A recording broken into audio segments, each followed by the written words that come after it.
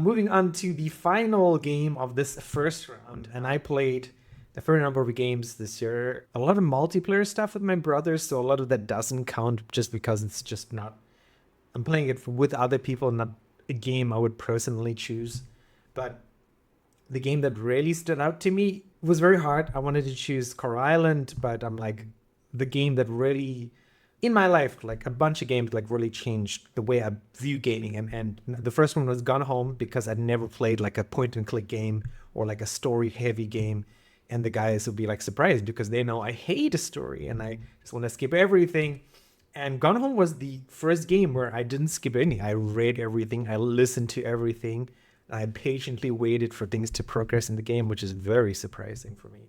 I'm surprised by myself talking about it, but the second game, to only ever do that the first time I played a game was like 6 years old. So in the last 35 years, he's got to be the Atelier series. And I have to give Antoine credit for that because he talked about it once. I'm like, why did he mention it? I'll look it up. And I'm like, oh, okay, this game looks pretty good. Let me buy it. It was on sale for $30 or something like that, US. Bought it and I played it. I'm like, wow, this is pretty peppy. And the main character, Ryza, is like a really positive, go-getting person. I'm like, oh, okay, I'm down with that. I'm down with the good energy. And it was just like a fantastically weird, different RPG. And I came across the term crafting RPG. I'm like, what the hell is a crafting RPG? And apparently that is what the Atelier series is about. It's about making things and crafting weapons and potions and armor and everything in between. And there's some story segments. And I will say for the Atelier Ryza games, I did skip the story after 20 hours or so.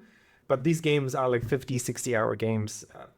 But they were amazing. And I played the first one. I played the second one with all the anticipation. I'm like, I'm going to play 3 in a row because I can do it. I can do it. The second one was so hard at the final boss. I'm like, nope, I need a break. So I took a break. But that being said, I've heard people saying that the games get not worse, but just not as good as the first one, right?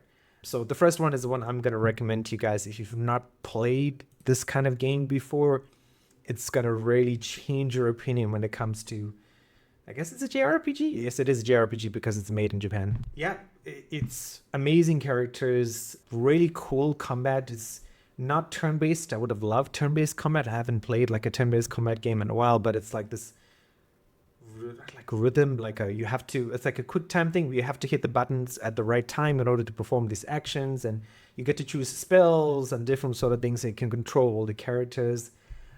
It's just like an overall amazing game. I would say to people, this game would look better in 4K, like playing it on a big TV or playing it on a computer screen. I still had fun playing it on my Switch. It ran amazingly, no frame drops, nothing like that. But I would have loved to see the fullness of the colors and that sort of stuff, playing it in HDR. So yeah, that is the game that I would say, yeah, I played Gone Home probably 7 years ago, and now 7 years later, I've had another game life-changing experience with Atelier Ryza #1. Any thoughts, gents? I guess a quick question is, what is the life-changing game that you've played in the last decade or so, if you have one?